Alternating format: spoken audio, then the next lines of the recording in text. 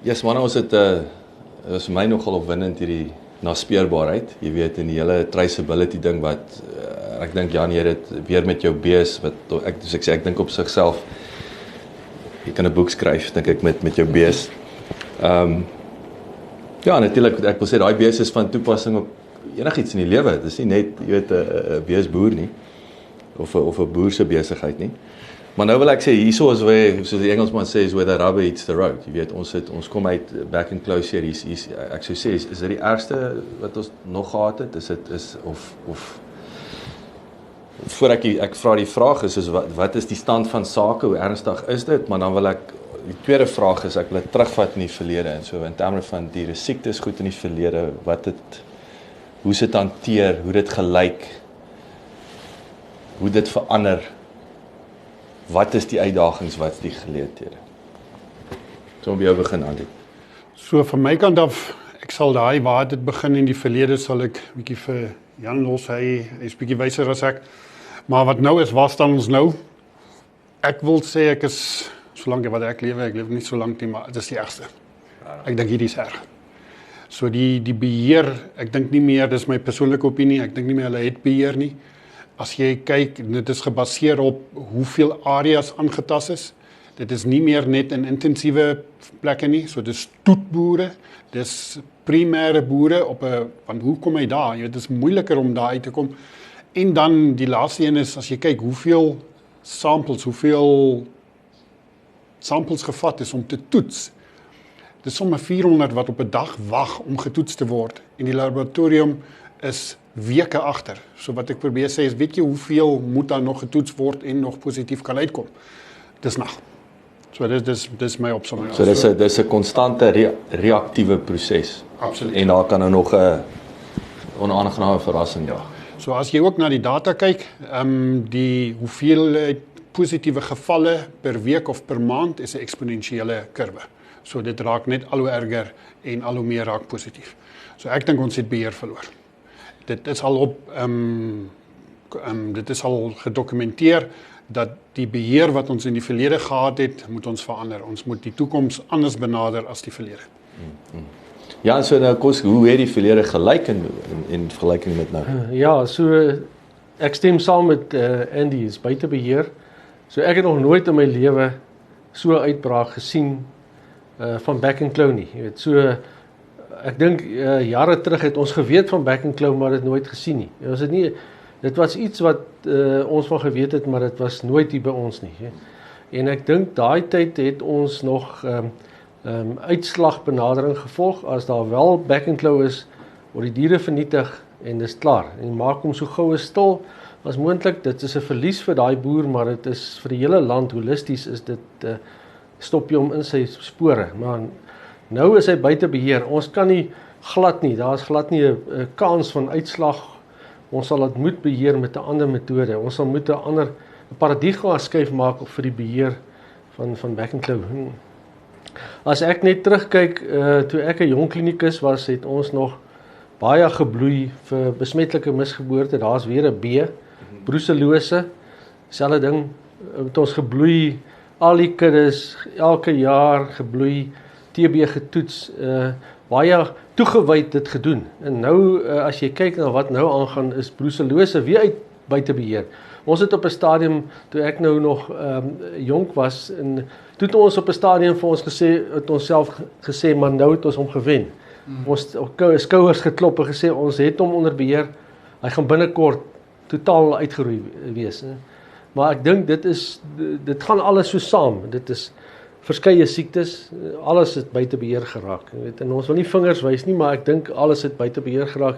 Besmetlike misgeboorte wat eintlik 'n baie slegte siekte is, want dit is 'n oordraagbare siekte na mense toe. Daar is verskeie van die boere wat ek van weet wat al vir baie jare sukkel met besmetlike misgeboorte waar hulle aangetast is, maar die lank en die kort is die goed het buite beheer geraak. Ons sal met 'n paradigma skuif maak en 'n ander benadering volg. Anders dan gaan ons nie hierdie stryd wen nie.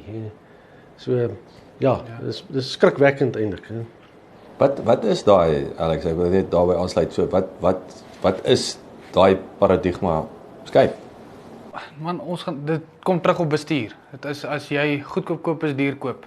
As jy jou op jou bestuur wil weggee of ingee, gaan jy kom op 'n situasie waar ons nou is. Ons staan nou op metodes en sisteme wat ons bakkies moet spuit voordat hulle by jou plaashek ingaan. Dis kostes wat nou weer opgekom het en die pryse daarvan raak net duurder want meer die aanvraag raak meer. Waarvan as jy jou eerste bestuursfaktore net reg gebruik het, dan kon jy hierdie baie makliker gestop het. Jy het nie daai ekstra uitgawes gehad nie. En natuurlik tegnologie. Jy moet kan weet van waar kom wat. Jy moet daai traceability inbring op alles wat jy doen. Nie net van jou voer wat jy koop nie, maar van waar af kom jou diere? Van waar af kom jou diere wat jy by die veiling gekoop het? Ek dink dit is ons grootste warmpunte op die oomblik is ons veilingshuise.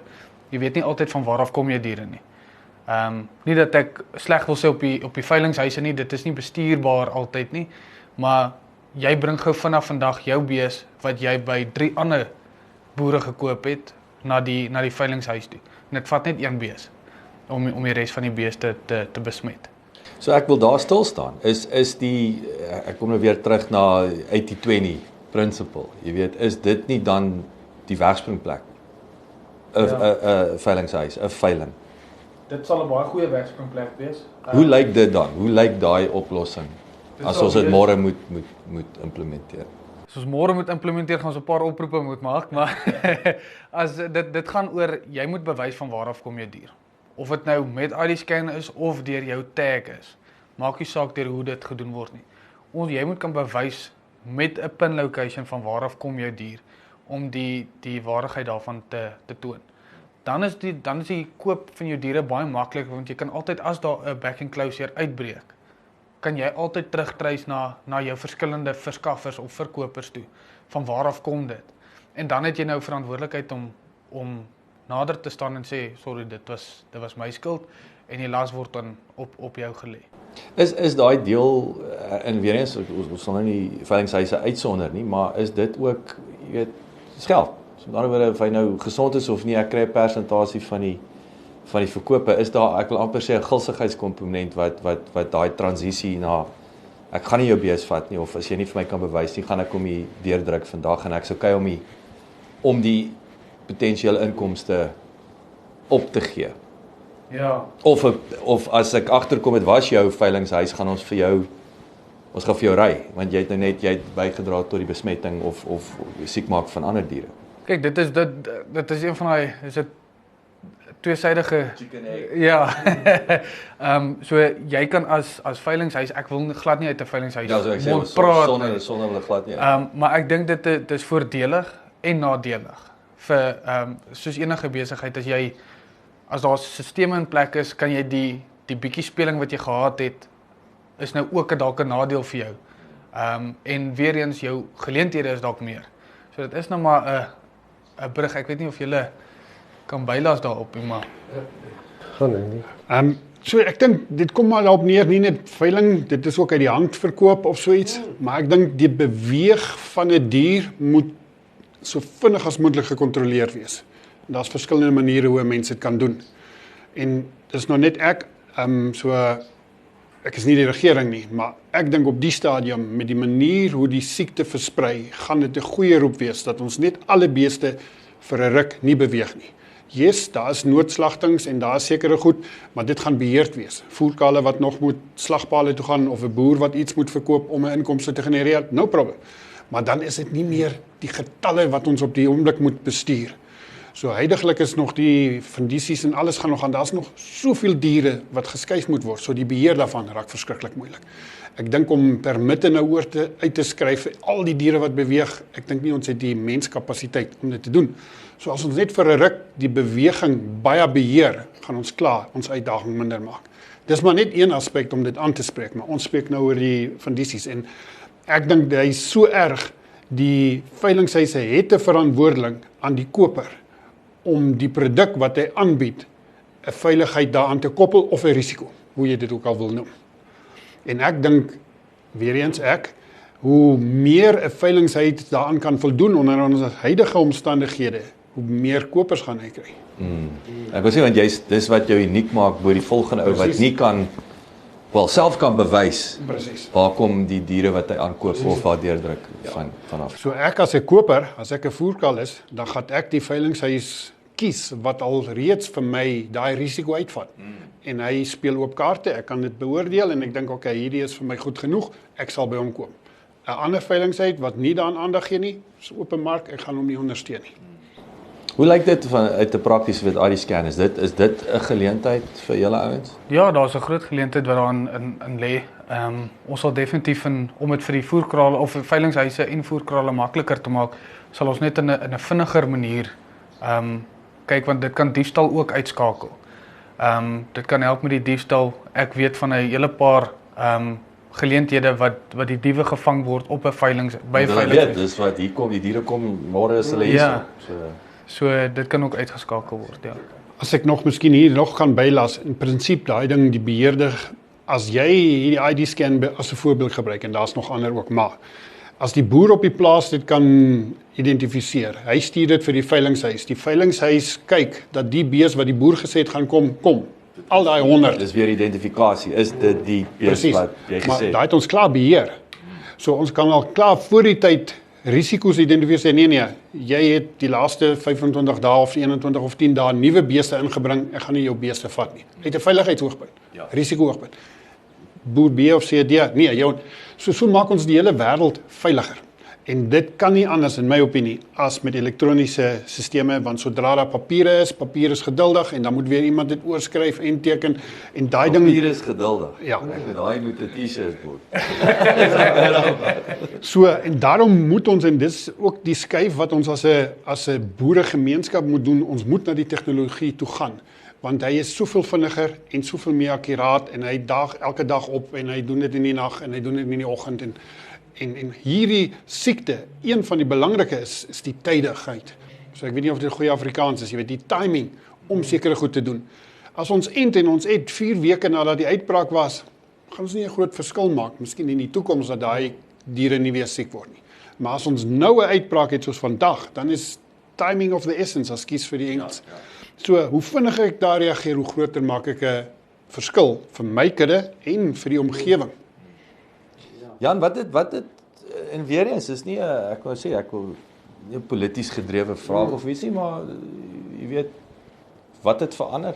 Hoe dit was is nie meer nie. Wat is daai bydraende faktor is? Ek dink nou aan onderste poort en so aan. Jy weet wat ek wil sê dis nie die powerhouse wat hy was nie.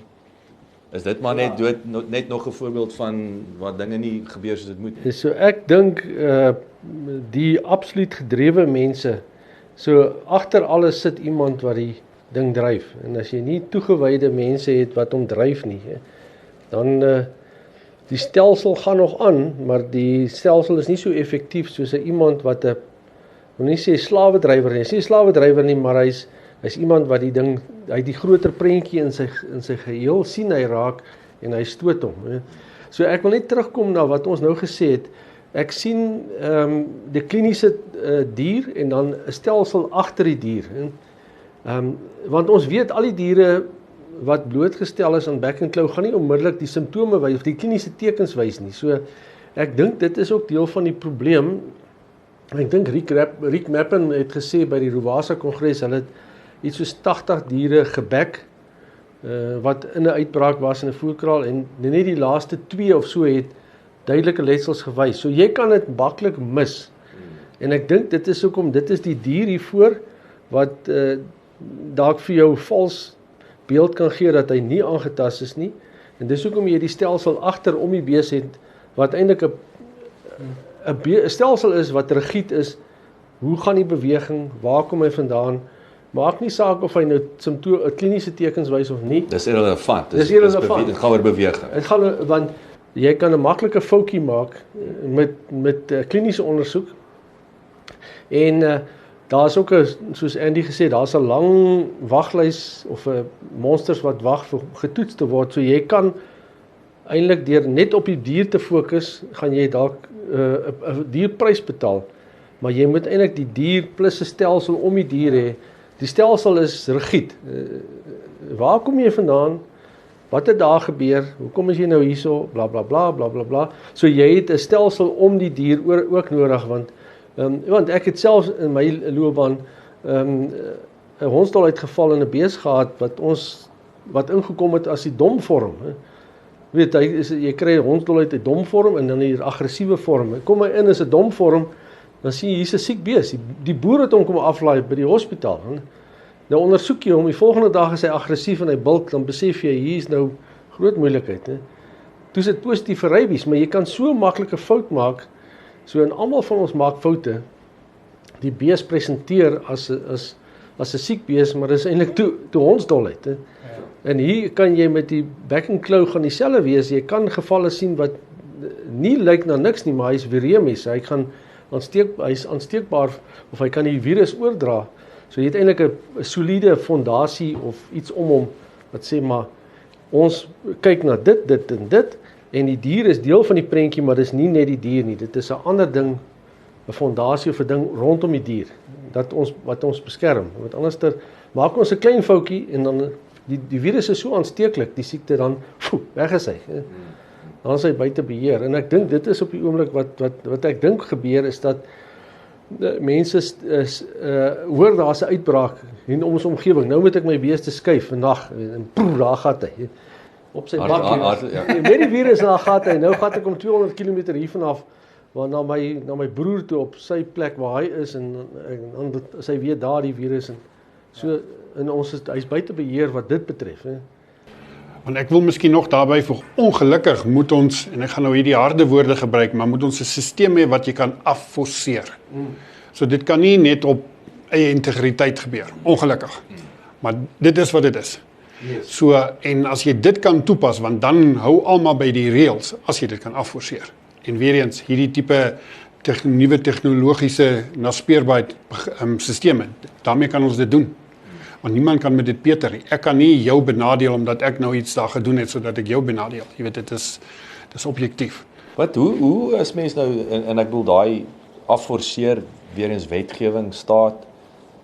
Ek wil vra wat is daai incentive om wetgewing in te bring vir die staat om dit af te forceer? Wat is die implikasie van om dit te los soos dit is? Behalwe nou dat beeste gaan dood, boere verloor geld. Maar wat is dit? Is daai die kans daar dat nou die hondsdolheid voorbeeld, is dit dat mense nou kan begin siek word en so aan, om te sê hier's 'n baie groter risiko vir ons mense in ons land as net ekonomiese verlies, wil ek sê.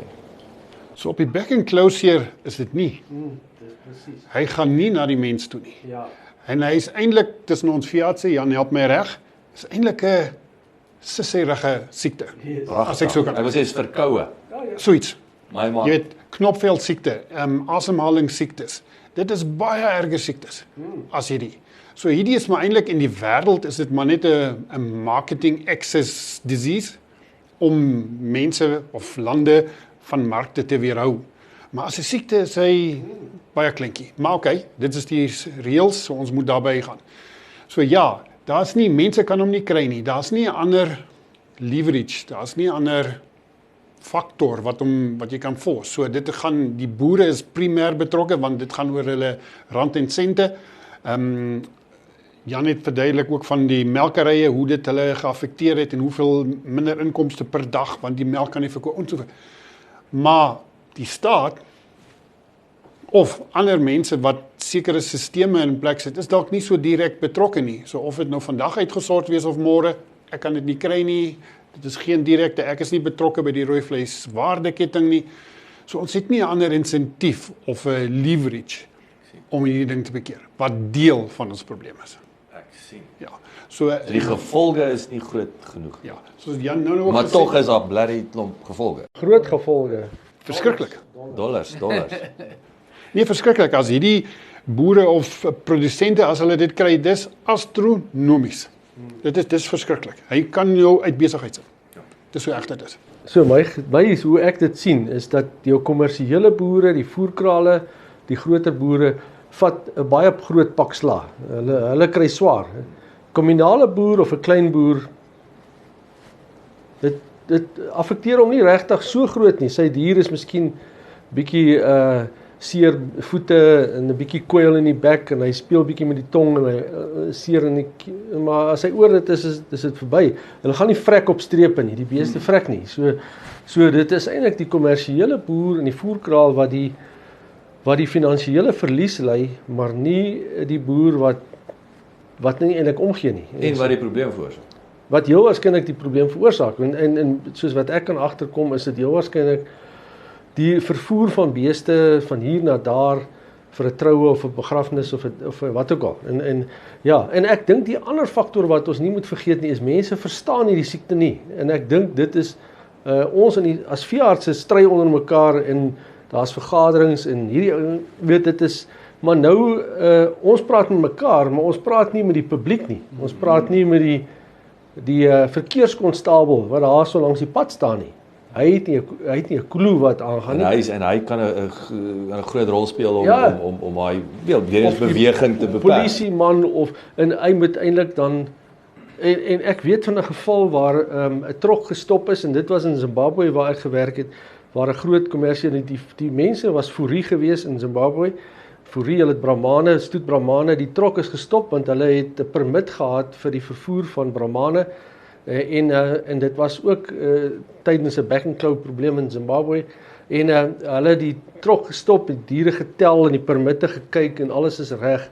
En terwyl die dame sê nogal vir my, terwyl hulle nog hulle beeste tel want hulle het alles is in plek gewees, kom daar 'n bakkie verby met 2 beeste bo-op en deur die pad mekaar en dan gaan hy.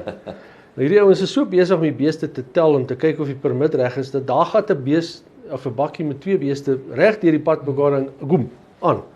So maar ek dink die mense wat die reëls moet toepas, verstaan dit nie en die boere verstaan dit ook nie.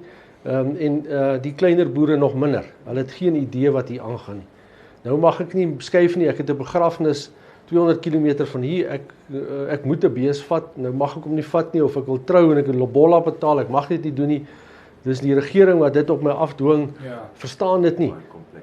Dit raak verskriklik kompleks en ek dink dis hoekom ons regering nie veel wil sê of doen nie, want hulle is dit raak naderhand 'n politieke ding. Dit affekteer stemme. Ja, so ek dink so en ek dink as ons die diere kan identifiseer en jy lei jou polisie op of jou verkeerskonstabels, die mense wat langs die pad is, as jy 'n bakkie kom met beeste stop, vra vir hom, waar gaan jy heen, waar kom jy vandaan, het jy 'n permit? En daar is eintlik, jy moet permitte hê, maar tog dan hulle ry, gaan die bakkie. Ek wil vinnig daarby aansluit, Alex, dan wil ek weer nou 'n tree terug gaan, want ek wil julle dit albei aangeraak. Ek wil gesê, wat is back and close hier? So ek wil daai gaan uitpak weer eens vir layman's terms, so sê en dit lyk vir my dit is nie so algemeen of die feit dat dit nie so wille virus is nie. Jy het 'n baie interessante ding ook genoem van die wêreld wat dit 12 ek wil sê misbruik of is 'n triek. Ja, kan ek dit net gou in perspektief sit? Yes. Ons die virusse wat in Suid-Afrika kry, is 3 virusse. Hulle is nie so erg nie. So ons kry die Europese of Asiatiese en daar's van hulle wat erger is. Ek verstaan. So daai back and close is erger. Hy maak So dit is nie dieselfde ding, dis verskillende weergawe Presies. Okay. So ons Suid-Afrikaanse een, hy's effentjies. ek sê maar in die wêreld se oë is hy dieselfde as. Ja. Dis vir hom die definisie vir hulle is dieselfde. En dis interessant. So ek wil daarby uitstaan en natuurlik ook die feit wat julle nou genoem het van hoe die wind ook die ouetjie versprei. Maar Alex, is ons besig om met die speedkops te gesels en hulle op te lei om die permitte en die dinge beter te check. Ek wil weer eens as jy na die wareketting kyk en so aan. En Jacques, ons benader dit op 'n ander manier. Ons praat nie direk met hulle op die huidige oomblik nie. Wat ons gaan doen is ons weer van top to bottom. Ons gaan dit eers deur die howe doen. Ons moet onsself eers bewys in die hof. Ons saak maak en van daar af kan ons afbeweeg na die speedkops toe. Ongelukkig sit ons met bedrog. Ons sit met ouens wat in die polisie mag is wat ook deel is van syndikaate. En kyk hier permit mis. Ja, hy gaan vir jou 'n bribe, hy gaan 'n bribe vat om die beeste te laat verby. Hy worry nie wat. So dit help ons begin daar nie. Ons het nou 'n mock trial video wat ons deurgewerk het, die hele proses te wys van die dag wat die boer afgetrek word, hoe die beeste gescan word, wat is die proses, hoe werk die hof, Wat's al die vrae wat gevra word, so dit is ook op ons webwerf, maar nee, ons werk maar van bo na onder. Wat sin maak, want ek sê anderste is kwaliteit Ja, breakdown wil ek sê in verder af. Back and close hier. Wat's dit? So dit word deur 'n virus veroorsaak. So oorspronklik begin die probleem seker dat buffels, ons Suid-Afrikaanse buffel hom kan dra, so hy word nie siek nie. En dan kan hy hom dra, maar hy kan hom aan 'n bees gee. So dit is waar oorspronklik way back then die probleme mee begin het. Wanneer is way back when? So dis nog voor my tyd. So ek dink hier, Jan help my, in die 60s of ek weet nie waar, het hulle begin, want hulle het dit geïdentifiseer dat dit uit die Kruiwiltuin, jy weet daar waar die buffels kom. En ek dink in my opinie weer eens het hulle 'n skitterende goeie manier gehad. So hulle het 'n bufferzone om die Kruiwiltuin gehad waar hulle gereeld diere gebloei het en gekyk het of hy sprei, en dan het hulle gedeelte gehad waar hulle ent. Maar daai diere wat hulle daar geënt het, mag nie daar weggaan nie. So hy moet net daar bly. Ja. Maar dan het hulle 2 zones so gehad dat die virus nie daar deurkom nie. En juist om ons die res van ons besig te beskerm. Presies. En dis in hierdie uitbraak kom nog van way back nou 2-3 jaar gelede waar daai stelsel gebreek het. Okay. Waar beeste beweeg het van daarbo in die noorde onregverdig of onreëlmatig eerder tot in Potch weet ek daai uitbraak daar, van daar af het hy gesprei en van toe af kon ons hom net nog nie weer keer nie. Maar die stelsel was in place en hy het vir jare gewerk. Ek wil sê en dit was so eenvoudig soos 'n buffer. Ja. So ons kan nou in detail gaan hoekom en wat en daar is so yes, ek verstaan dat die mense in daai omgewing, hulle het nie 'n mark vir hulle bees, so daai bees wat daar geënt is. Maar ek dink die voorstelle is al aan die regering gemaak om daar 'n voerkaal of 'n voersisteem of 'n slagsisteem te create te maak dat hy hoef nie te beweeg. Presies. Daar's 'n mark vir jou. Ja, want weer eens die vleis is reg. Ja. Daar's die vleis, so jy hanteer hom net daar, slag hom daar, doen wat jy met hom wil doen, voeg waarde toe en uitvoer wat ook al. Maar om nou terug te kom, wat is back and close hier? So dis 'n virus, ons het 3 subtipes hier in Suid-Afrika. So dis 'n virus wat hoofsaaklik deur die lug gaan en dan deur die lug in die dier inkom en dan soos die woord, die Afrikaner het sulke goeie beskrywende terme gehad. So hy gaan in die bek, so ons sien letsels in die bek, op die tong, op die lippe, op die verhemeltes en op die hoewe. So dis waar die term back and close vandaan kom, so dis maar waar jou simptome is. En hy affekteer dit daar, hy maak 'n blaasie, die blaasie bars en dan dis hoe hy versprei, jy weet daai virus word dan in die mond en op die klou. En dan kom hy oor dit.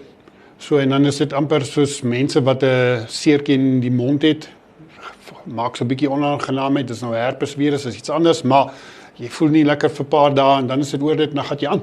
Ja. En dis dieselfde met die beeste. So weer eens kom ons terug dat dit 'n bemarkingssiekte is. So die is nie so erg vir die dier nie, vir die melkerye 'n bietjie meer want die melk dit affekteer die melk, maar ons vleisspesies. So dit is wat back and close hier is. So ons weet nog min, veral ek weet nie wat is die impak van wild en wat maak hy in wild. Wat skape aanbetref, weet ons dat hy in skape ingaan, hy verdeel in skape, maar ons het nog baie min, ek weet van eksperimentele goed wat ons op onderste poort gedoen het ons simptome gesien, ons het letsels gesien, maar in die veld sien ons dit nie. So ons, maar dis omtrent waar my kennis van spesifieke spesialistkennis van die virus stop. Dit klink vir my of 'n melkboer die hardste geslaan word. Ja, so wat ons ontdek het in Humansdorp en Anthony Davis is eintlik die persoon, die veearts wat die meeste ondervinding het wat die melkbeeste betref, omdat daar 'n uitbraak van back and claw in Humansdorp was. En so dit was eintlik baie ironies.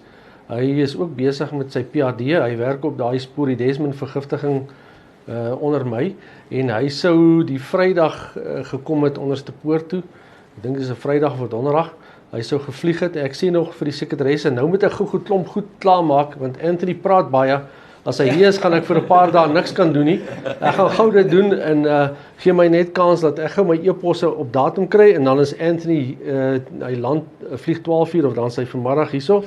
En so ek kyk nie op my foon nie in die middag toe ek so 3 uur my foon kyk, waar is Anthony, hoekom kom hy nie? Toe sê hy, uitbraak van Back and Claw in Niemandsdorp, ek was die eerste veearts op die plaas, ek is ook nou onder kwarantyne, ek kan ook nie vlieg nie, so, en toe het ons agtergekom dat daai melkbeeste word eintlik, die bees word nie siek nie, maar die eier word siek, die eiergesondheid word aangetast, want die virus veroorsaak dat die somatiese seltelling in die melk opgaan, dan wil die melkkopers dit nie koop nie, en dan kry van hulle mastitis, en dan, dan kan jy nie die melk bemark nie, en ewe skielik is daar kwarantyne, jy kan nie melk skuif nie, jy kan nie die diere vir noodslagting stuur nie, want daar is nie 'n geregistreerde abattoir vir Back and Claw gevalle nie, so die boere het van al die kante net geld verloor. Dit was skrikkelik 'n groot ekonomiese verlies vir hulle gewees, omdat hulle van al die kante af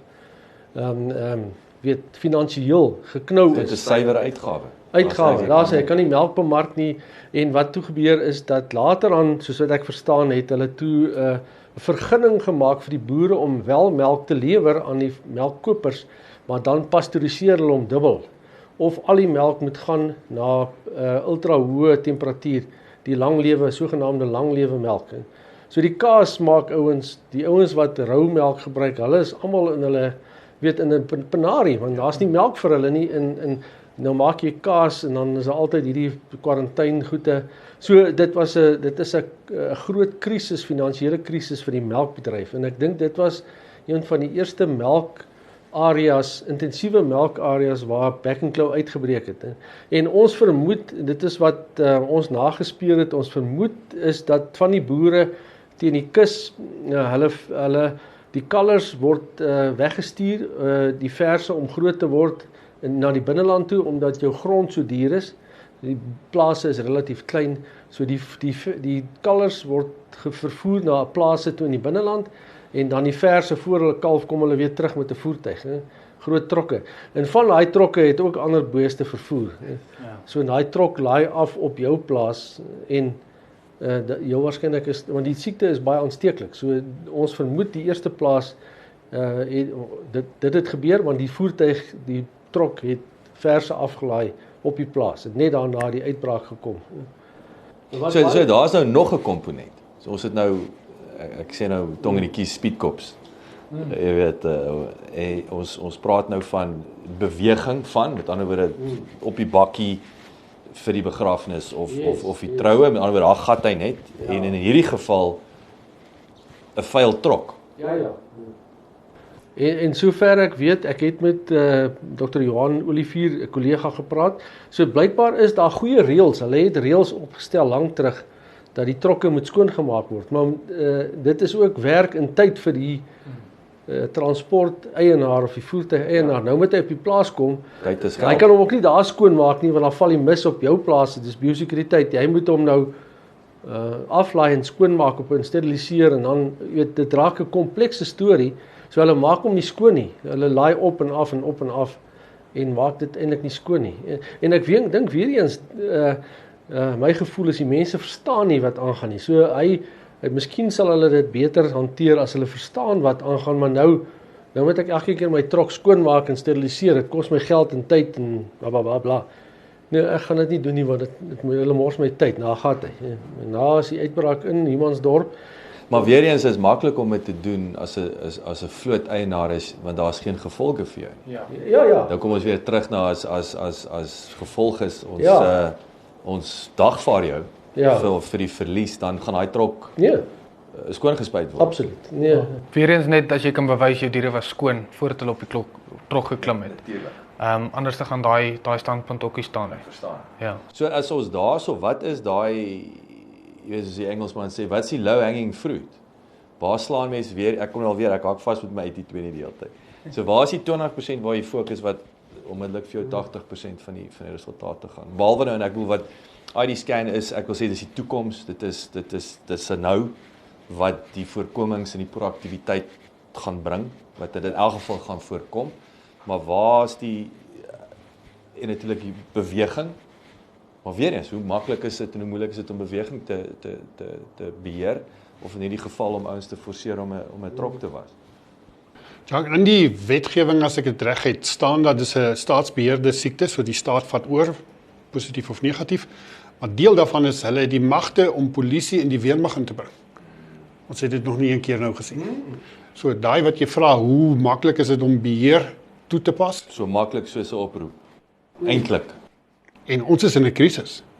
Hierdie is nie een enkele geval wat iewers is en ons moet nog bedink, is dit regtig of die. Ons is in 'n krisis. Ek meen, so ek dink dit is tyd dat 'n mens tot hierdie hoogste tyd dat ons weermag en sulke goed inspan. Want ek weet ons kan nie môre naspeurbaarheid by almal hê en al daai tipe goed, maar ons kan definitief die beheer van beweging toepas. Ja. Ek het voor die uitbraak die onlangse uitbraak in Natal het ek van die WhatsApps gesien wat van die veeartse gestuur het en dis een van hulle is 'n dame wat gesê het ons is in 'n groot krisis. Hier's nog nie Back and Claw het nie uitgebreek nie, maar sy het vir al haar boere laat sê dat hulle die beeste van die grense van die plase af wegvat en in die middel gekonsentreer. Hulle het almal net gewy in die middel om 'n bufferzone te maak. En sy het nogal, ek het nou vergeet wat daarvan 'n naam is, maar in elk geval sy het dit vir Anthony Davis gestuur en hy het dit vir my gestuur, al die WhatsApps, net vir interessantheid. En sy het gesê dit gaan net 'n kwessie van tyd wees voordat die Back and Claw uitbreek in die kommersiële beesplase in Natal. En dit was net 2 weke daarna toe sy in. Want basies wat gebeur is, die boere het geweet van dit wat kom, maar hulle het biosekuriteit toegepas en probeer om hulle beeste, hulle self verontrief en self benadeel deur die beeste in die kern van elke plaas te probeer hou en nie na die grensdrade toe te gaan nie, maar tog op 'n manier en ons het dit baie duidelik gesien in Humansdorp dat hy wind afgaan saam met die wind. Volgende plaas. So jy kan jou buffer nou beteken nou weer niks. Heel waarskynlik jy moet dalk 'n baie lang buffer hê, 'n groot buffersone voordat hy hom gaan stop, maar wat Anthony vir ons gewys het by die Rowasa Kongres is ook baie duidelik. Die eerste plaas is waar hulle met die trok gekom het wat vuil was en toe van daar af het hy hoofsaaklik wind afgegaan. En onthou Humansdorp en Jeffreys Bay is teen die kus, is vogtig. Ek wil sê daai digtheid wat sê by die see, so ek dink daai aerosol druppeltjies die virus vat 'n ry saam. Piggyback of wat ook al. Ja. Maar nou net om vinnig by die bufferzone stil te staan en sê daar's nou meriete vir dit of in hierdie geval is dit die verkeerde streek is en die wind waai, beteken dit ook nou nie veel nie of help dit nie so baie nie. Ons kom terug na produktiwiteit per hektaar of wins per hektaar. So weer eens daai incentive om jou plaas skielik kleiner te maak. Speel dit 'n rol? Want nou jou bufferzone is waardevolle landbougrond wat niks gebeur nie. Ek praat nie uit 'n veearts oogpunt uit nie, maar ek dink definitief op 'n operasionele gedeelte definitief. Want nou moet jy jou weidingsprogram aanpas. Baie van jou lande nou opgee. Ek weet nie vir hoe lank 'n bufferzone moet wees nie, maar as jy definitief van jou lande moet wegvat, van jou weidingsvelde af moet wegvat, sal dit definitief ekonomies aan jou raak. En moeilik nie. Want ek meen ons kom nou in die moeilike tydperk van die jaar. So nou het hulle elke liewe grashalmpie nodig, enigiets wat jy kan eet. So jy kan nie forever om en daai nukleus van die klaar, want jy het net nie dit kos nie. So wat maak jy? So dan moet jy hom bewy. So wat is ons hoe sê een goal as jy nou genie lampie kan vryf, jy weet in 'n perfekte scenario. Wat is die op papier? Wat doen ons nou om hierdie ding te keer en dan natuurlik weer ons praat van naspeurbaarheid en so aan. Weer eens, ons kan seker goed nou implementeer, maar wat beteken dit? Is dit oor 6 maande gaan ons die positiewe resultate sien? Is dit oor 'n jaar, is dit 2 jaar? Ek sê assuming all being equal, as ek dit so kan stel. Wat is daai oplossing? Ja, ek sal graag wil sien dat, en ek het nie die Afrikaanse term, die urgency, daar moet 'n urgency kom en veral van die regeringskant om hierdie ding te probeer keer. En as ons dit sê, dan is dit vir my, dan moet kapasiteit gebou word. Kapasiteit op die voorkoming in terme van entings, so entings maak, entings beskikbaar stel, entings uitkry, kapasiteit in die mannekrag om die siekte te beheer in terme van daar buitekant te identifiseer, te bloei en dan die beheer wat ons oor gepraat het. En dan onder huidige omstandighede, dis my laaste been, is toe te laat dat sekere gedeeltes kan end om te slag. So dit beteken dit is 'n dooie end soos die voerkale waar jy kan end en daai dier gaan nêrens heen nie. Hy bly in die voerkaal, hulle kan dit baie vinnig bewys en hy word dan geslag. So op daai manier dink ek gaan ons baie van die probleemareas vinnig aanpas totdat ons goeie naspeurbaarheid het en so voort. En die slagding het 'n dubbele voordeel. Hy raak ontslaaf van die siekte of end om te slag en natuurlik ook kry ten minste 'n paar rand terug. Wat anders is net 'n dooie dier sou gewees het. So omdat hulle nie vrek nie, so het hy nie regtig die verlies omdat die dier doodgaan. Hy het produksieverlies. Ek verstaan. So hy kan net die ding Ja. Maar hoe vinniger hy die dier kan slag, want wat huidigelik gebeur as jy onder kwarantyne is, mag jy nie slag nie, maar daai dier eet nog. Ek verstaan. En nou, of dit 'n melkery is of 'n voerkraal, jy moet kos vir hulle gee. So die boer wat gras het, nou is ons in die nukleus, so ons moet maar aan die kante wy want ons het niks anders nie. Voerkraal en melkerye, hulle moet kos vir daai diere gee. Jy weet hulle staan. Vreed, maar mag hom nie verkoop nie. Presies. Dan nog die volgende een is as daai dier dan verkoop word, dan is daar sekere regulasies waaronder hierdie dier geslag mag word. En soos byvoorbeeld dat die kop of die 5de kwart weggegooi word, hy moet ontbeen word ensovoorts. Dis alles onkostes wat daai produsent moet dra. Die slagpale dra dit nie. So dan kry hy vir dit wat hy verkoop, hy vrek nie daarom, maar dit wat hy verkoop, maak hy groot verlies. Ek dink kan nie oor die melkerye praat, maar dis dan elke dag wat hy 'n kleiner melkcheck kry of so iets. Ja. En dit is die groot impak wat die ouens beleef. So net om terug te kom, ek stem 100% saam met Andy, dit is al wat ons kan doen.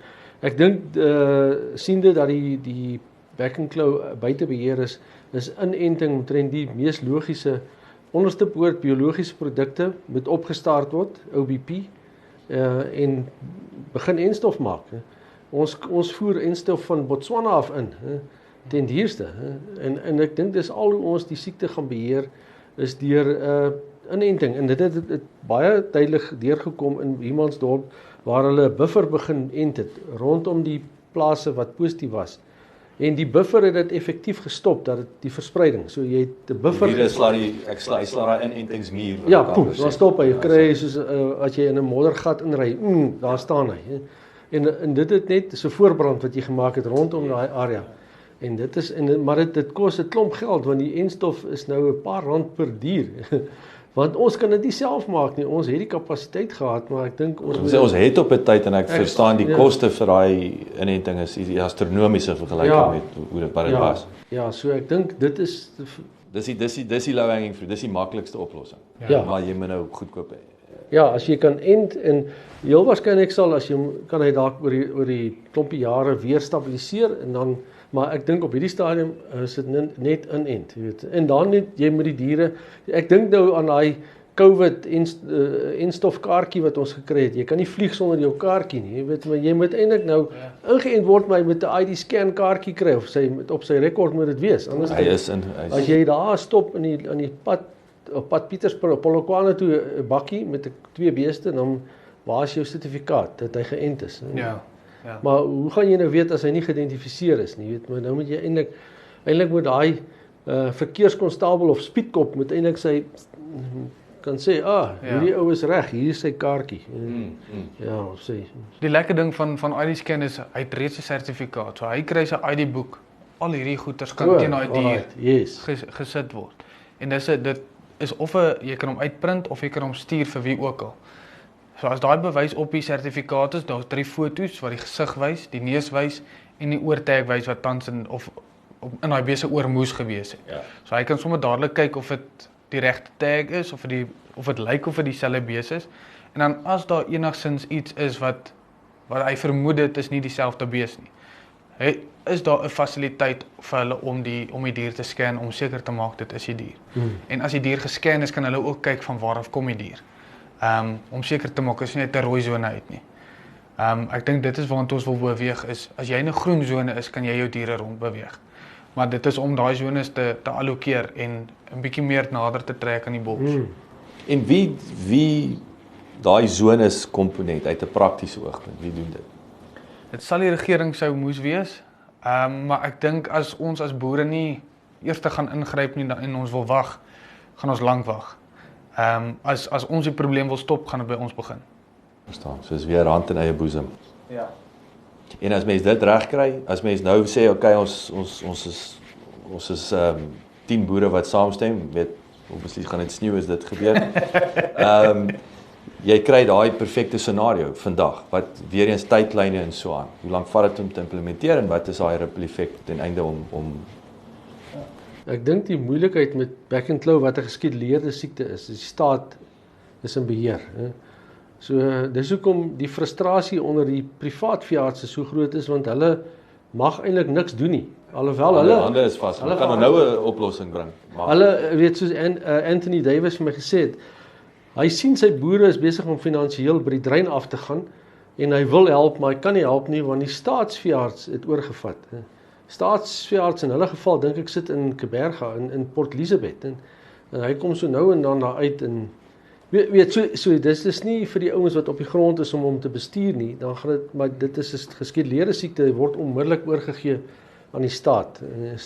So dis ook deel, dis weer historiese prosedures wat hiërargies en oneffektief is en dan natuurlik, ek wil dis nie 'n geheim, ek dink Anthony het self gesê, ons staatsveeartse is, ek dink dis nie dieselfde kwalifikasie wat julle ouens het nie. Jy weet dit is party van hierdie ouens het nie 'n klou nie. Jy weet in daai opsig. Ja, ek dink ons moet ook net in gedagte hou, alhoewel die mag nie in ons hande is nie. Dit moet ergens by 'n punt begin. Dit moet, en dit gaan deur die privaat sektor. Ja, en as ons as boere kan besluit, luister, die rooi zones is uitgelê. Al is dit nou privaat gedoen of deur die privaat veeartse gedoen en dit is nie spesifiek nie. Kan ons ten minste sê, ons gaan nie ons beeste hierso gekoop tot hulle groen geklassifiseer word nie. Dan kan 'n mens die beweging van beeste begin reguleer uit 'n privaat oogpunt uit. Dan hoef mense nie te wag vir die staat nie, maar dit is 'n inisiatief wat geneem moet word deur ons boere. En inenting. Daai twee wil ek sê gaan parallel, maar nou is dit weer eens solank dit bekostigbaar is en so aan. Maar dis weer een meer dit af. As jy nie wil inent nie, wat is jou verloorkoste die dag as back and close hier op jou plaas aan Ja. Dis weer wat jy gesê het Jan is dat die boer verstaan jy die sommetjies van om dit nie te doen nie. En ek wil net Andy, jy moet my reg help. So die staat of die wêreld is eintlik teen inenting, want dis 'n belangrike aspek wat ons moet aanspreek, weet. So die wêreld wil nie eintlik hê jy moet ent nie, want as jy die bloedtoets doen, dan toets hy positief. So nou kan jy nie uit 'n wêreld of uit 'n beheer perspektief kan jy nie sê hierdie was 'n back and claw uitbraak of 'n inenting nie, jy weet. So hy toets nou albei toets dieselfde. Soos wat is die oorsprong? Ja, van so hierdie nou virus sit jy in met die 'n dilemma, as ons die hele Suid-Afrika ingeënt het en ons stop die siekte, dan toets al ons beeste positief. Maar dit is dalk beter dat hulle almal positief toets en ons verloor nie daai geld nie, maar dit is, weet, ek dink dis die dilemma wat ek gehoor het by die staatsveearts. Hulle wil nie ent nie want dan toets hulle positief. En dit is, wat het jy het genoem, Andy, die bemarking, wat het jy, wat die wêreld, wat het jy het bemarkingssiekte. Daar's nog 'n T-shirt. Maar ja, dit sluit vir my actually mooi aan, Jan, met dit. So daar is seker 'n lig in die tonnel, want die nuwe enstowwe, en ek weet dit is onder bespreking en hulle kyk daarna, gat hulle hierdie onderskeid kan doen. Alright. Maar ons het hom nie nou nie, nie vandag. Alright. So dit is nog Ten minste is dis nog 'n iewers, ek weet nie, 6, 8, 12 maande weg. Maar die navorsing is al klaar daar, sodat ons hierdie scenario kan aanspreek. Maar Jan is heeltemal reg, huidiglik kan ons nie. En dit raak, ek meen 'n mens verstaan seker die staat, want jy weet dan nie meer hoe moet jy hom beheer, wat se maatreëls moet jy toepas. Maar nog steeds, ek dink enting is maar die ding vir ons nou. Manne, dankie. Weer eens baie interessante en insiggewende gesprek en ja, kyk, ek twyfel nie as ek kyk na ons geskiedenis, sê mos die geskiedenis is 'n predikter van die toekoms. Ek dink ons boere gaan 'n slim manne soos julle sal dit uitfigure. Sterkte.